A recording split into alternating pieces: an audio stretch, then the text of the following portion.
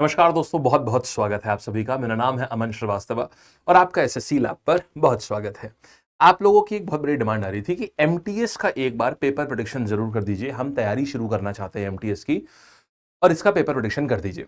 ये वीडियो देखने के बाद आपको लगेगा कि अगर आप पहले से एमटीएस की तैयारी कर रहे थे तो आखिर आप कर ही क्यों रहे थे, कितना समय आपका वेस्ट हो गया है फालतू चीजें पढ़ने में जो एग्जाम में आती भी नहीं है और आपने उनको बहुत बहुत पढ़ा होगा। इस बात का आपको दुख भी होगा और आपको बहुत खुशी भी होगी कि अब आपको चीजें पता चल गई हैं कि आपको कैसे पढ़ना है। जो काम आपका 90 दिन 120 दिन में होना था, अगर आपने ये वीडियो कंप्लीट देख लेंगे तो आपको खुद से फील होगा यार ये तो मैं 60 दिन में खत्म कर सकता हूं पूरा। आइए शुरू करते हैं। एक्स्ट्रा बातें मैं खुद से ना कहूं तो ज्यादा सही है, आप उसको फील करें तो ज्यादा सही है। आइए देखिएगा, सबसे पहले हम एमटीएस की बात कर लेते हैं। एमटीएस में हमें पता है तकरीबन 8300 वैकेंसी है। 4800 वैकेंसी हमारे पास आ रही है एमटीएस में और हवलदार में 3400 वैकेंसी आ रही है। देखिए, इसमें गलती स्टूडेंट्स भी और टीचर्स भी दोनों सेम तरीके से करते हैं। पेपर को शुरू करने से पहले हमेशा पेपर को एनालाइज किया जाता है। टीचर्स को भी नहीं पता है कि एक्चुअल में एमटीएस में क्या पढ़ाना है।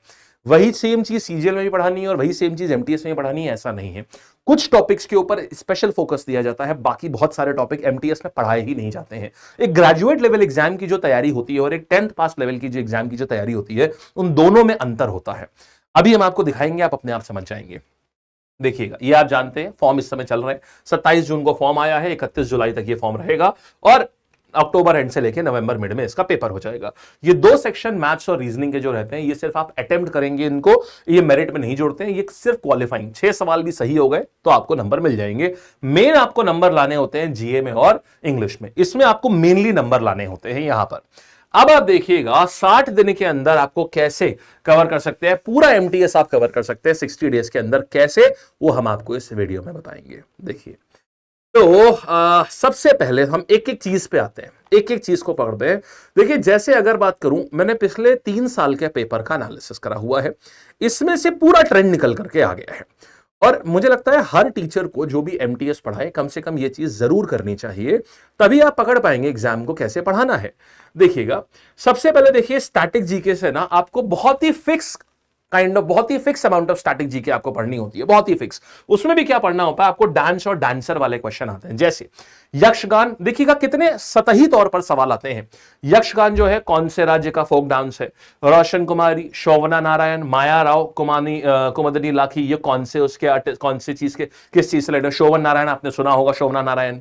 पंथी डांस कौन से राज्य से है? ये गुरु बिपिन सिंह कौन से इंडियन डांस स्टाइल से है? कितना फेमस स्टाइल है ये, कितने फेमस क्वेश्चन है आप देख रहे हैं, सारे प्रोमिनेंट क्वेश्चन है। जैसे गुरु बिपिन सिंह सबसे बड़े आर्टिस्ट माने जाते हैं मणिपुरी डांस के। झावेरी बहनें भी इनकी शिष्या रही हैं, चारों झावेरी बहनें जो हैं वो इनकी शिष्या रही हैं। गुरु बिपिन सिंह कितना फेमस नाम है। फिर डांसेस पद्मा सुब्रमण्यम, आलारम यल्ली, कामिनी यामिनी कृष्णमूर्ति, कितने फेमस डांसर्स हैं सब। अनीता रत्नम, बस पूछा जा रहा है बताइए कौन से डांस से संबंधित है। तो यानी कि यहां पर एमटीएस का पहचानिए, एमटीएस को कैसे करते हैं। यहां डांस और डांसर की है क्या, ये कौन कौन किससे रिलेटेड है, बस आपको यहां डीप नहीं जाना होता है कि बताइए इसमें कितनी भाव भंगिमाएं होती हैं, वो सीजीएल है। सीजीएल में आपको डीप जाना है कि भाई भरतनाट्यम है तो भरतनाट्यम कितने चरण में होता है, इतने चरण में होता है तो तीसरे चरण को क्या बोलते हैं, पहला चरण क्या कहलाता है, मंगलाचरण कहलाता है पहला चरण। फिर तो ये क्या हुआ, ये सीजीएल के लिए पढ़ते हैं, बट ये सेम चीजें आपको नहीं पढ़नी है। आपको बहुत कम पढ़ना होता है, सिर्फ उसके 40% में आपका सारा काम हो जाएगा। तो स्टैटिक जीके में ध्यान रखिएगा, डांस और डांसर्स ये आपको फेस्टिवल और स्टेट ये आपको पढ़ना होता है। इसके बाद आप और आगे आइएगा, फिर हम देखते हैं इसके बाद अगर आप देखेंगे तो यहां पर क्या देख रहा है, फोक म्यूजिक और घराना से डायरेक्ट क्वेश्चन, एक या मतलब 0 to 1 क्वेश्चन आपके पास सेट में आपको मिलेंगे। जैसे पंडित जसराज कौन से घराने से बिलोंग करते हैं, शॉर्टकट से आप लोगों ने पढ़ा हुआ, मैंने आपको शॉर्टकट से पूरे घराने याद करवाए हुए हैं। मेवाती घराना याद है, पंडित जी के लिए क्या आती है, पंडित जी के लिए मेवा आती है, तो मेवाती घराना। फिर वर्ल्ड फेमस सितार प्लेयर कौन है, कौन होंगे यार, या तो ऑप्शन में ये पंडित रविशंकर होंगे या निखिल बैनर्जी होंगे या विलायत खान होंगे, बस इन्हीं 3-4 में से कोई एक नाम दे देगा। बहुत ऊपर ऊपर की चीजें हैं। फिर फेस्टिवल्स की बात कर रहे हैं, नुआखाई फेस्टिवल कहां पर होता है, द्वालखाई, नुआखाई। फिर ये पंचम तिथि जो है यहां पर भद्रा की, गणेश चतुर्थी, इसमें पूछा कि अच्छा नुआखाई फेस्टिवल कहां का होता है, बस ये पूछा। बाकी तो एक्सप्लेनेशन दिया हुआ है। तो स्टेट और स्टेट का कौन सा फेस्टिवल होता है, ऊपर ऊपर का एकदम सतही लेवल का। फिर आते हैं, यानी मैंने आपको बताया था इसमें सतही लेवल ऑफ प्रिपरेशन इसमें करी जाती है। पूरा वीडियो देखिएगा, बहुत कुछ सीखेंगे। स्टैटिक में क्या पढ़ना है, स्पोर्ट्स में आपको क्या देखना है, सिर्फ टर्म्स, वो भी इंपॉर्टेंट बड़े बड़े टर्म, जैसे शटलकॉक कौन से गेम से रिलेटेड है। फिर इसके बाद बताइए स्विमिंग इसमें कौन सा टर्म स्विमिंग से रिलेटेड नहीं है, इसमें था ब्रेस्ट स्ट्रोक था, और ऐसे करके बहुत पॉपुलर टर्म्स दिए हुए थे। एक टर्म जो था वो टेनिस से रिलेटेड था, बास्केटबॉल से रिलेटेड था, ड्रिबलिंग, खत्म कहानी हुआ, आंसर हो गया। तो स्पोर्ट्स और टर्मिनोलॉजी, बुक्स एंड ऑथर्स से पक्का होता है एक सवाल हर सेट में आता ही आता है। इसमें हर सेट में एक सवाल बुक्स एंड ऑथर्स का आएगा ही आएगा। वो कैसी आती है, लाइफ ऑफ पाई किसने लिखी है, फियरलेस गवर्नेंस, सिर्फ पॉपुलर, देखिए सारे पॉपुलर। फियरलेस गवर्नेंस किसने लिखी हुई है, आपकी आईपीएस किरण बेदी, इन्होंने लिखी हुई है। सिर्फ और सिर्फ फेमस बुक्स एंड ऑथर्स यहां पर। फिर red earth and pouring rain, a novel, आपको सिर्फ एक हर सेट में आपको 1 से 2 सवाल मिलेंगे और सिर्फ जो पॉपुलर ऑथर्स हैं उनकी किताबें मिलेंगी। इसके बाद और आगे आते हैं, अब जरा यहां पर आ जाइएगा।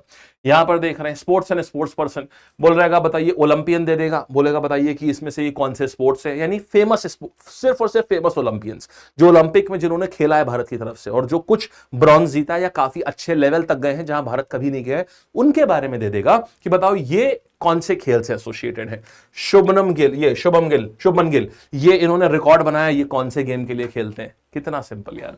फिर सेंसस से एक सवाल यहां पे आपको मिलेगा ही मिलेगा, वो भी बहुत पॉपुलर सवाल, लोवेस्ट सेक्स रेशियो कौन से राज्य का है। इसके बाद में बताइएगा इनमें से लोवेस्ट लिटरेसी रेट कौन से राज्य का है। आपके मन में, मैं सवाल बोल रहा हूं, आपके मन में आंसर आ रहे होंगे अपने आप ही। फिर बोल रहा बताओ अच्छा सेंसस 2011 के हिसाब से बताइए कौन सा स्टेट और यूनियन टेरिटरी में हाईएस्ट लिटरेसी रेट है। डिट्टो सेम सवाल अभी फेज में आया हुआ है, डिट्टो सेम सवाल, उसमें लोवेस्ट पूछा गया था, यहां हाईएस्ट पूछा गया, वहां लोवेस्ट पूछा गया था, इस साल के फेज में आया है। यह सवाल पिछले साल के एमटीएस का सवाल है ये। और आगे आ जाइए, कितना सारी चीजें सिंपल सिंपल है। और आगे आ जाइए, फिर नेक्स्ट कहानी पर आते हैं। अब देखिए अवार्ड्स एंड ऑनर्स से ये आपको एक सवाल जरूर मिलेगा, आपको हर सेट में मिलेगा 1 से 2 सवाल। इसमें भारत रत्न, पद्म अवार्ड और साहित्य अकादमी अवार्ड, इसमें आपको दुनिया भर के अवार्ड्स नहीं देखने होते। जैसे किसको पद्मश्री अवार्ड मिला है, मणिपुरी क्लासिकल डांसर्स, मतलब पद्मश्री अवार्ड जो है या तो वो आर्टिस्ट के होंगे या स्पोर्ट्स पर्सन के, इसके अलावा किसी का नहीं पूछता है। तो आपको ये कर लिया। इसके बाद आपने देख लिया कि भाई लाइफ टाइम अचीवमेंट अवार्ड अभी 2000, मीला पेट्स, जो भी अवार्ड्स एंड ऑनर्स हैं ये पूछ लिए। रानी मनचैया, इनको पद्मश्री मिला, ये फोक डांसर है, बताइए कहां की है, कौन सा फोक डांस करती हैं। तो यानी आपको क्या बताया, सिर्फ पद्मश्री अवार्ड उनको जो कि फेमस डांस से रिलेटेड जो लोग हैं उनके पद्मश्री। कोई बड़ा अवार्ड है, लाइफ टाइम अचीवमेंट अवार्ड जैसे सबसे बड़े अवार्ड होते हैं तो वो अवार्ड हो गए, और उसके बाद में ये भारत रत्न वगैरह हो गए। ये इतने बड़े बड़े लेवल के अवार्ड्स पूछता है, यानी कवरेज ज्यादा कर रहा है। देखिएगा यहां एक करंट अफेयर्स कितना पढ़ना है, 1 साल का। 1 साल के जितने भी बड़े बड़े अवार्ड्स हैं, छोटे कोई नहीं, डीप अवार्ड कोई नहीं, सिर्फ जो बड़े बड़े अवार्ड है आपको वो देखना होता है इसमें। और आइएगा स्पोर्ट्स इवेंट्स की बात कर रहे हैं, ट्रॉफी की बात कर रहे हैं, 1 से 2 सवाल हर सेट में होते ही होते हैं, वो भी बड़े बड़े। जैसे कौन से कंट्री ने क्रिकेट विमेंस एशिया कप जीता है, इंडिया ने टोक्यो में कितने सिल्वर मेडल जीते हुए हैं। फिर कौन से स्टेट ने in which of the following states the matches of FIFA under 17 women world cup कहां पर नहीं हुए थे। इनमें से कौन से कंट्री ने ICC 2000 ODI cricket world cup host किया था। आप सारे देखिएगा कितना ज्यादा प्रोमिनेंट बड़े सवाल हैं। इसके बाद में अचीवमेंट्स इन स्पोर्ट्स, या Virat Kohli first Indian complete how many runs in T20 cricket history, सबसे ज्यादा रन बनाए थे, रिकॉर्ड बनाया था एक इंडियन ने, तो ये सारे तो रिकॉर्ड्स के आ गए। अपॉइंटमेंट्स बहुत ही ना के बराबर। सी देखो यही चीज फेज में बहुत आती है, हर एग्जाम का एक ट्रेंड होता है। जैसे फेज में अपॉइंटमेंट्स खूब आते हैं, इस बार फेज में कम आए हैं। फेज में अपॉइंटमेंट्स और स्पोर्ट्स खूब आते हैं। सीएचएसएल में आपको अपॉइंटमेंट्स देखने को मिलेंगे, लेकिन एमटीएस में बहुत कम मिलते हैं अपॉइंटमेंट्स देखने को। आप पूरे एमटीएस के सारे आप सेट देखोगे ना, उसमें से शायद आपको 1 से 2 आपको अपॉइंटमेंट मिल जाएंगे, नहीं तो अपॉइंटमेंट्स आपको नहीं मिलेंगे। तो ये वो चीजें होती है, हमें किस पे कम ध्यान देना है, किस पे ज्यादा ध्यान देना है। फिर बुक्स एंड ऑथर्स की अगर हम बात करेंगे तो यहां पर आ जाएगा भाई cracking the code, my journey in Bollywood, ये सब बहुत फेमस है सारी की सारी किताबें। ओब्यूचुरी, जो फेमस आर्टिस्ट होते हैं अगर इनमें से किसी की मृत्यु होती है, जैसे पंडित भजन सोपोरी, ये क्या हो गए, ये क्या बजाते हैं, पंडित भजन सोपोरी हो गए, राहुल शर्मा हो गए, अब आप समझ गए होंगे, पंडित भजन सोपोरी हो गए, राहुल शर्मा हो गए, ये सब क्या बजाते हैं, सरोद बजाते हैं। जो भी म्यूजिकल इंस्ट्रूमेंट वाले हैं, ऐसे व्यक्ति, आर्ट एंड आर्टिस्ट से कोई खत्म हुआ, म्यूजिकल इंस्ट्रूमेंट से कोई खत्म हुआ, ओनली दे आर इंपॉर्टेंट। तो इस तरीके से आपका देखिए पूरा, आप देखिए अगर स्टैटिक जीके की बात करें, करंट अफेयर्स की बात करें, तो सिर्फ प्रोमिनेंट चीजें हैं जो कि आप लोग आमतौर पर पढ़ते रहते हैं। इसमें 1 साल का पूछता है, आप बहुत आराम से 30 दिन 40 दिन में आप ये पूरा इसका करंट अफेयर्स और स्टैटिक जीके पूरा निपटा सकते हैं आप इसका। और आगे आते हैं, अब मुझे आपको लेके चलना है यहां पर एंशिएंट हिस्ट्री के ऊपर आइएगा। हिस्ट्री की बात करूं ना तो यहां पर ना मेजर सवाल जो है इसमें इंडस वैली वगैरह नहीं आता। गलती देखिए क्या होता है, लर्नर क्या करेगा, शुरुआत करेगा, अगर वो शुरुआत करता है और वो शुरुआत करके ना सीधे जाएगा किसके ऊपर, वो शुरुआत करता है और जाता है सीधे इंडस वैली से शुरुआत कर देता है। सबसे बड़ी गलती यही है। इंडस वैली हो गया, वैदिक सिविलाइजेशन हो गया, ना के बराबर सवाल आते हैं इसमें। आपको अगर सवाल इसमें करने हैं तो आपको कहां से मिलेंगे, मॉडर्न हिस्ट्री से भर भर के सवाल मिलेंगे। आइडियली आपको मॉडर्न हिस्ट्री से शुरुआत करनी चाहिए।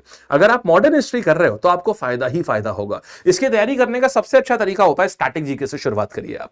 इसकी पूरी तैयारी 7:30 बजे हम करा रहे हैं यूट्यूब चैनल पर ही। न्यू सीरीज शुरू हुई है, एकदम न्यू, युद्ध भूमि एमटीएस के लिए ही डेडिकेटेड सीरीज है।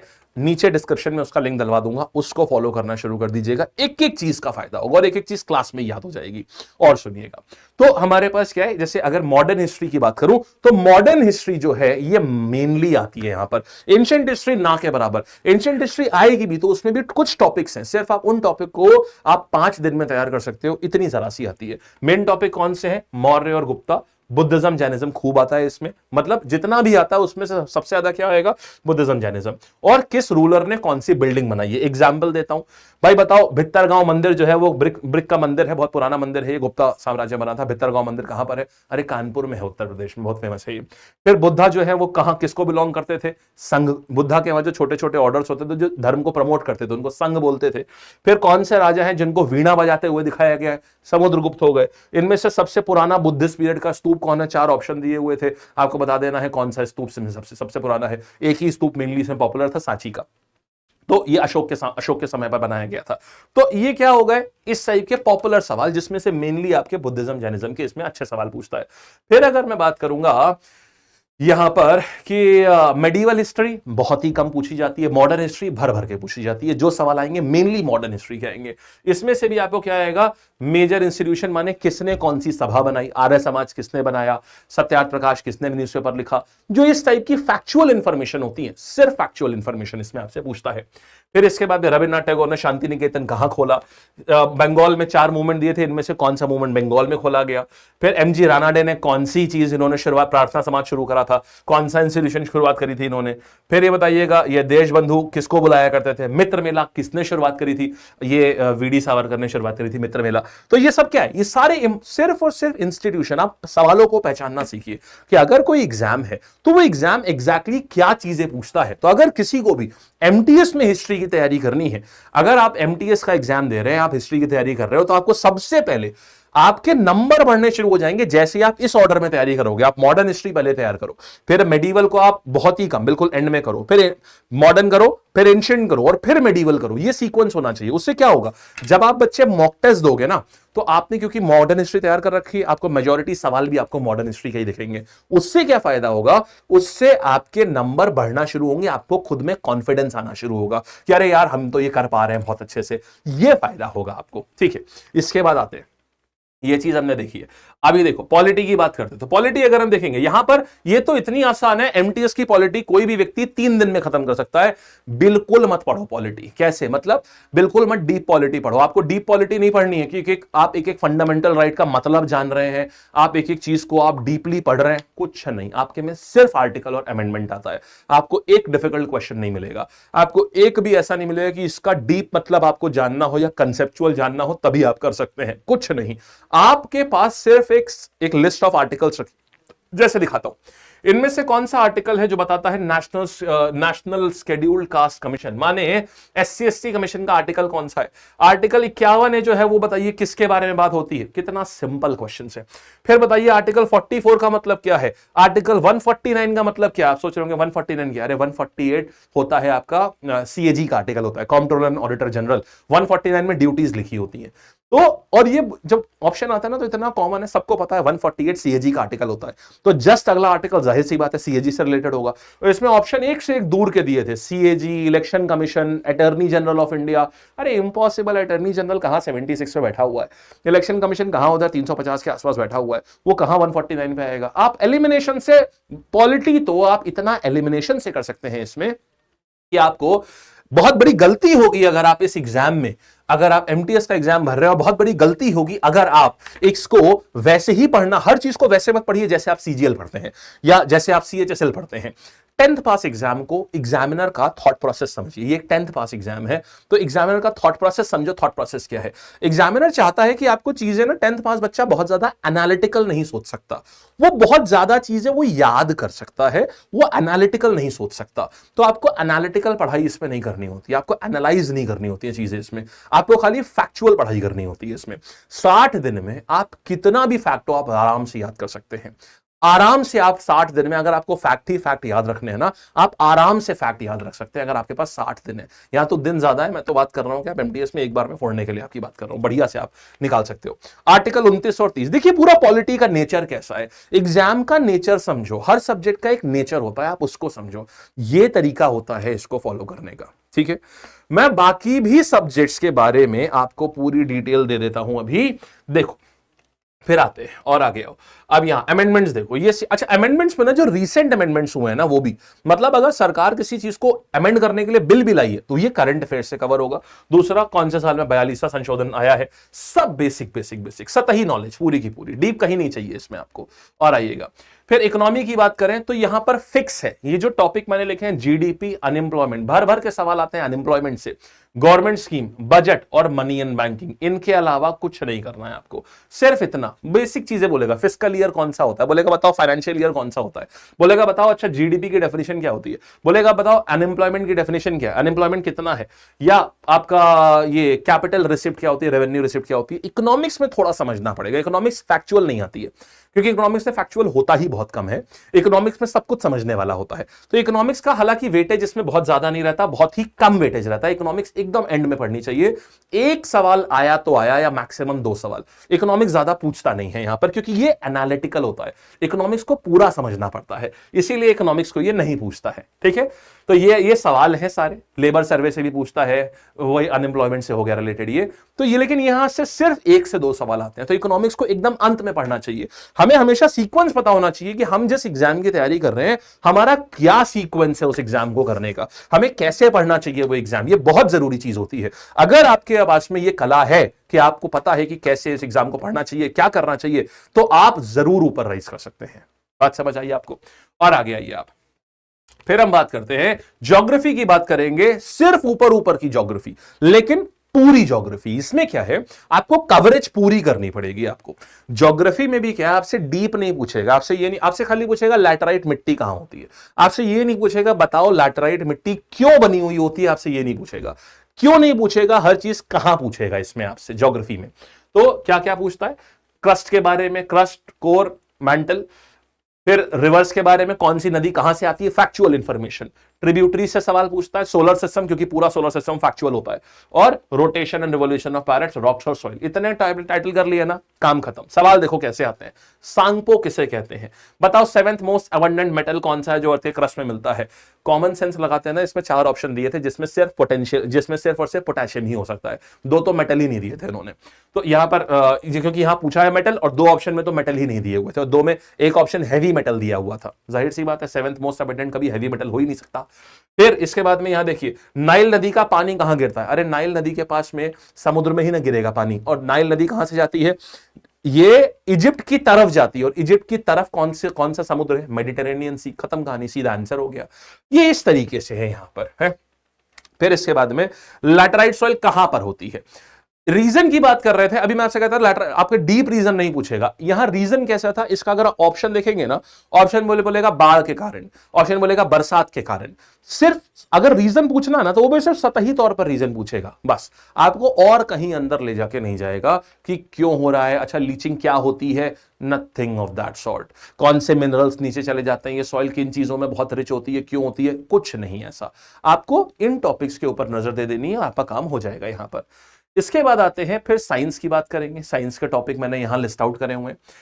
फिजिक्स इकलौता ऐसा एग्जाम है एसएससी में जिसमें आपको न्यूमेरिकल देखने को मिलेंगे, लेकिन वो न्यूमेरिकल बहुत सिंपल होते हैं, मेनली मिरर फॉर्मूला पर होते हैं या फिर V is equal to IR पे होते हैं, यानी ओम्स लॉ पे होंगे या मिरर फॉर्मूला पे होंगे या फिर कभी कभी वेलोसिटी और एक्सेलरेशन पे, बस। तो मेनली लेकिन बहुत ही सिंपल न्यूमेरिकल देखने को मिलेंगे, ऐसे कि मतलब जो कि 6th क्लास के बच्चे सॉल्व करते हैं ना, क्लास 6th के जो बच्चे आजकल न्यूमेरिकल सॉल्व करते हैं वो न्यूमेरिकल आपसे पूछे जाते हैं। इसमें बहुत ही सिंपल न्यूमेरिकल आपने इससे पूछे जाते हैं, ठीक है।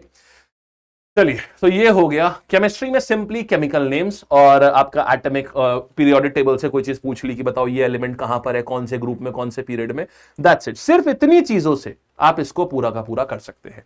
ये पूरा एमटीएस एनालिसिस था। अगर एक बार आपने इस तरीके से करना शुरुआत करी जैसे मैंने बताया है, मैं इसको आप ये पूरी चीजें चाह रहे हो कि आप मेरे साथ में इन सबको कर लो, आप मोर देन वेलकम है। मैं बालक रात्रि 7:30 बजे मेरा जो सेशन है आप एसएससी लैब पर ही यहीं पर ही देखो, और ये आज ही से शुरू है। आज 4 तारीख है, आज हाँ जी आज 4 जुलाई है। एसएससी लैब पर पहले तो चैनल को सब्सक्राइब कर लेना, और यहीं पर ही रात्रि 7:30 बजे मैं आपको ये सारी चीजें जो हैं ये मैं आपको खुद से पढ़ा दूंगा।